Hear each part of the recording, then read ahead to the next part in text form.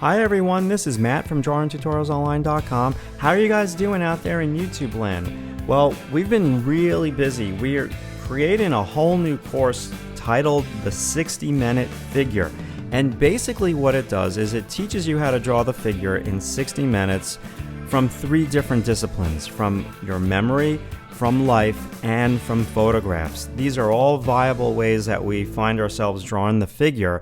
And I want to share with you this Chapter 2 of part number 1 on how we start. We start with drawing the core of the body. We like to call it the torso peanut shape with light anatomical landmarks. So check this out. I think you're going to enjoy it. Each week we're going to be adding a new video on YouTube, an actual drawing tutorial. Yes, we do have a couple of sketchbooks that we filmed at the end of last semester, way back when, on May 1st, I believe that was.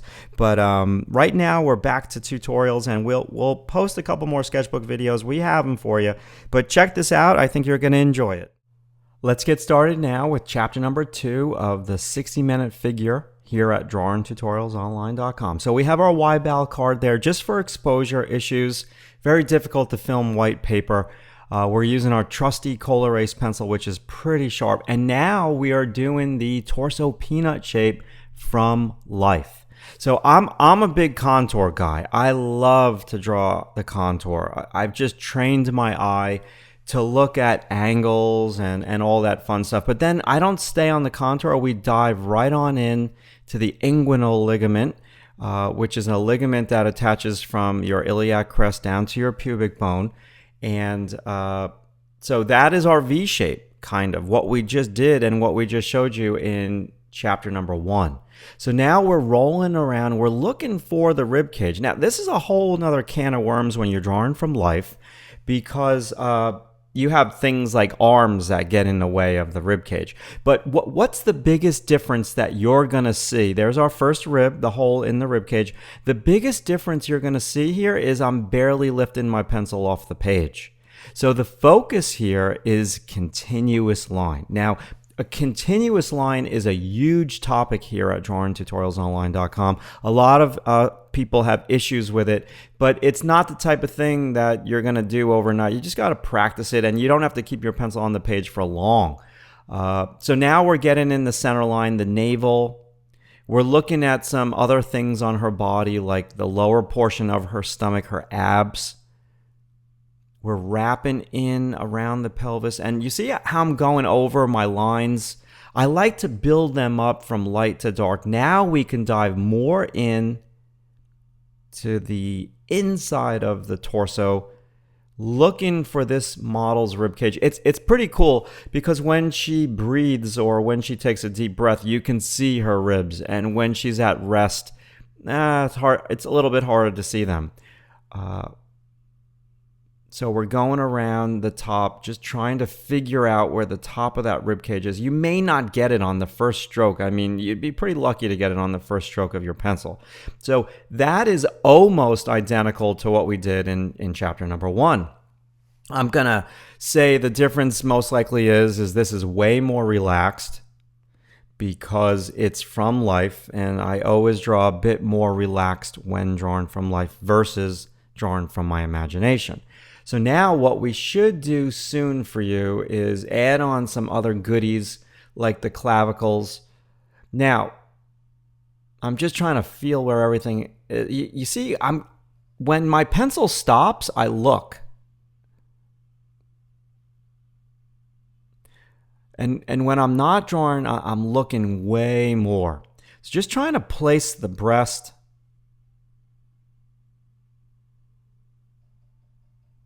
A little bit more careful, a little bit more studied.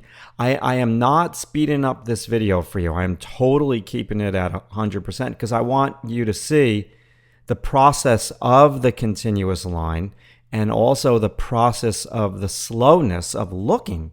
Now we're getting in the clavicles. Now there's all different formulas for the men and the women. I'll give you a couple of them, a little bit more when we draw the men in the next chapter. But basically, collarbones on women clavicles tend to drop a little bit or are a bit more level. On this particular drawing, and when I was drawing this gal, she had clavicles that were kind of going a little bit more tilted upwards. Now, it probably was because her arms were on a chair to move her arms away from her torso. So now we're drawing the bottom of the peanut shape. I still want to show you where this is, because this is what I've taught my students for years, and I've kind of switched over a little bit more to the inguinal ligament, the V shape for the front view. But you have to try to visualize that is where the bottom of her butt would be, right at the bottom of the peanut where I just showed you. So we're going back up to the breast. The breasts have to kind of wrap around the form of the torso peanut. You want the breast on a female and even the pectoralis muscle on a male to rest on top of the rib cage. You don't want it to be this round bottom of the pectoralis or round bottom, too round of the bottom of the breast. Depends on the view that you have. Now, on a female, it's just a fact of life that a little bit more on the hips are where there are some fat deposit areas. On a guy, it's more in the stomach region. To me, this girl had the most perfect body. So, I mean, I don't even want to talk about fat deposits, but that's a difference between a female and a male, is that men tend to get more fat deposited in their stomach region, and women tend to get a little bit more fat deposited on their hip region. So you can see immediately the hips are a little bit wider. That's another difference between male and female.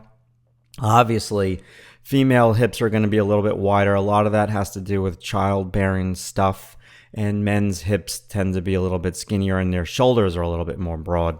So I like to keep it simple. Again, I told you in chapter number 1, I'm not a big measurement type of guy, just because I've been doing life drawing my entire life, and I've seen models break all the rules with measurements. I've seen women come in that are so strong and so power looking that they break the mold for all these stereotypical measurements. And then also you might get a gymnast or a dancer or female whose body develops differently because they've been dancing and doing gym stuff their whole life.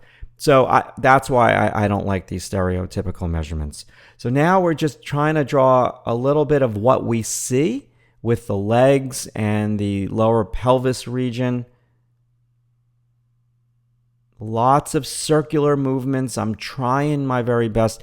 There are no straight lines. I'm looking for a straight line right now. I'm having a hard time finding one, which I'm very happy about.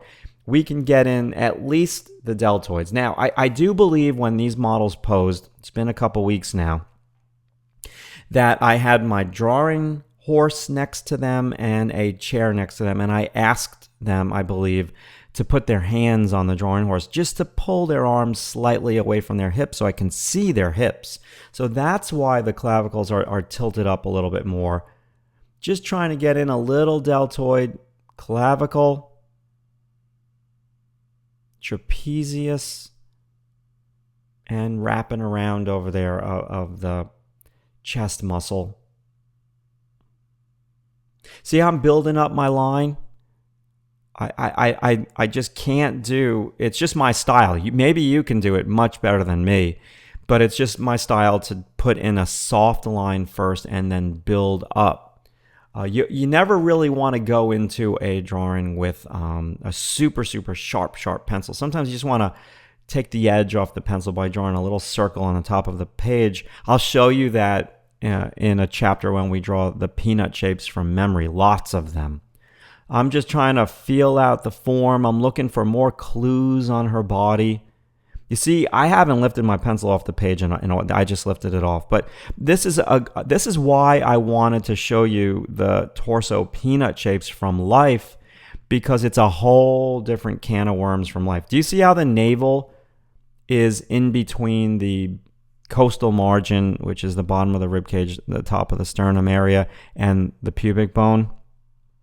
That's a good major, for those of you guys who like measure stuff, that's a good measurement line. So we're just about done here. Again, this is about drawing a figure in 60 minutes. So that's about the amount of time I would spend on the torso. Maybe I'd go back later and refine it even more. But again, I want you just to remember what the process here The process here is you start with a core, right?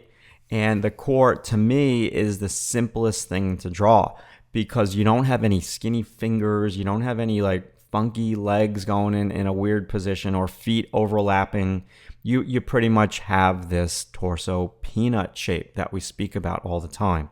And it's easier to draw this than other things, in my opinion. So that's why we start here. So now let's try a profile, okay? And let's just observe a little bit, see when I lift my pencil off the page. And remember, when my pencil point stops, I'm looking a little bit more at the body. Just lift it off there. Now I'm keeping it on. So yeah, it's not some perfect cartoony peanut shape. There's different contours, and that's the difference between drawing a formula in your brain and drawing from life. You're trying to get all of the ins and outs of that particular model. So we're trying to draw with our drawing X-ray vision through her upper leg, bottom of the butt, bottom of the torso, peanut shape. Let's get in a little navel. This isn't 100% profile. It's a little 3/4. See how I'm keeping my pencil on the page? When you constantly lift your pencil off the page, you break your concentration and you get this dreaded thing that we like to call here at drawingtutorialsonline.com chicken scratch. The body is not made out of fur. It is made out of muscle, water, and so you want it to flow much more, and you get that flow by keeping your pencil on the page. First rib area. Again, I'm just kind of feeling things out. I'm looking clavicle down, just glancing more now, trying to get this right.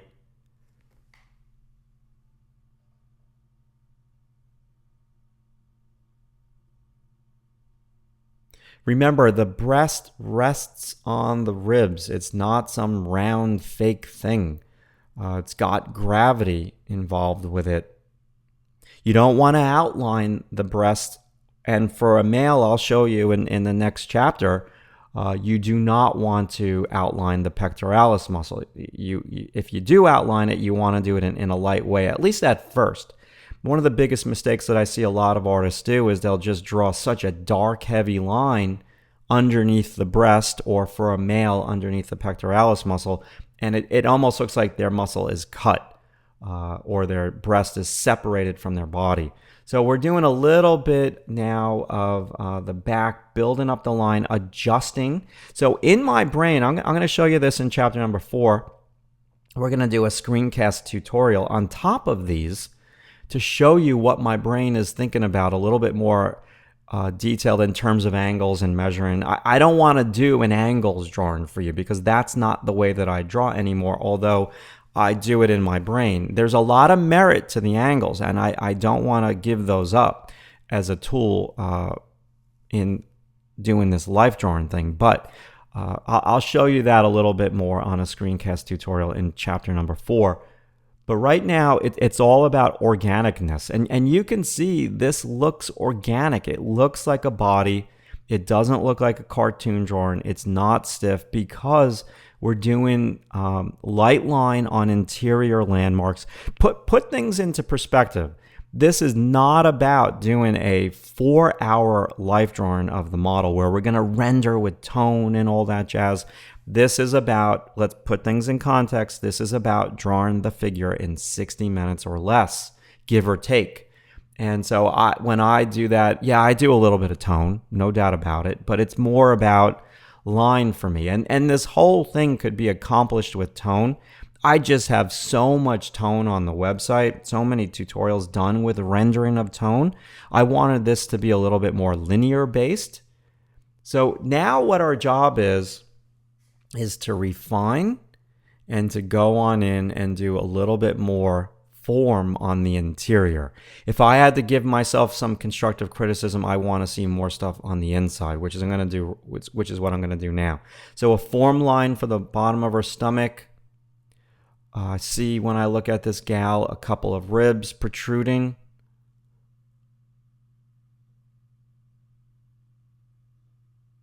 Her arm is definitely on a chair, so the top of a chair kind of. So you can see how her deltoid is tilted. Find out where that deltoid is. Again, I'm just trying to give it a little bit of context for you, because when you just draw the torso peanut shape, sometimes things can get like a little out of context, and you don't quite know where to attach. So form lines show the roundness. Let's get in a little cylindrical shape for that deltoid, because it is like a cone. Center of the breast.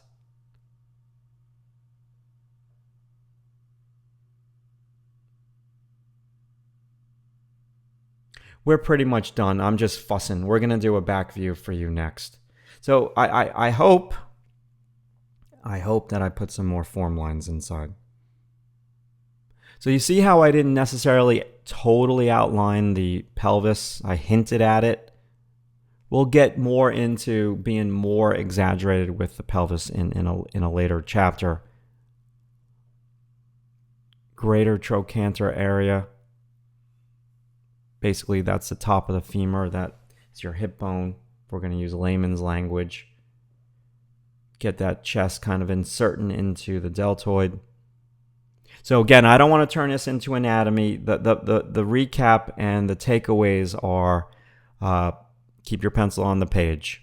Look more at the model. Get the overall form of that peanut torso shape, or torso peanut shape, and then turn it into that individual model. Okay, so do they have a small stomach, a flat stomach, a stomach that protrudes? Do they have fat deposits on their hips? Do they have fat deposits on their stomach? You know, that's what makes it more individualistic. Is that a word, individualistic? Hey, we invented a new word on this tutorial. Okay, so just adjusting more on the breast. We would have more detail on the edge too. Let's go to the next view. Well, thank you very much for sticking with that video and watching it all the way through. I hope that you learned something from it. If you want to read more about the 60-minute figure drawing, come on over here to drawingtutorialsonline.com, and in your focus, come on down to 60-minute figure drawing, and you can read what each part is all about. We're going to be adding a new part every week for this tutorial for the next few weeks. I don't know how many parts we're going to have, but there's a lot going on here, and if you want to get an edge on figure drawing, definitely come on down to our site and read up about this. All right, see you soon.